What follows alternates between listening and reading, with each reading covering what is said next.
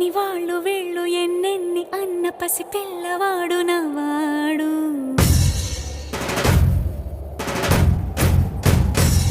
విడుముండోడు అని ఊరు వాడ అనుకున్న గాని మహారాజు నాకు నవ్వాడు.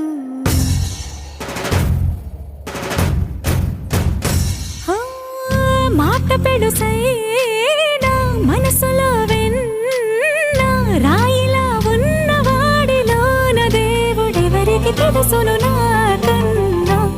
సూసేకి అగ్గిరవ్వ మాదిరే ఉంటా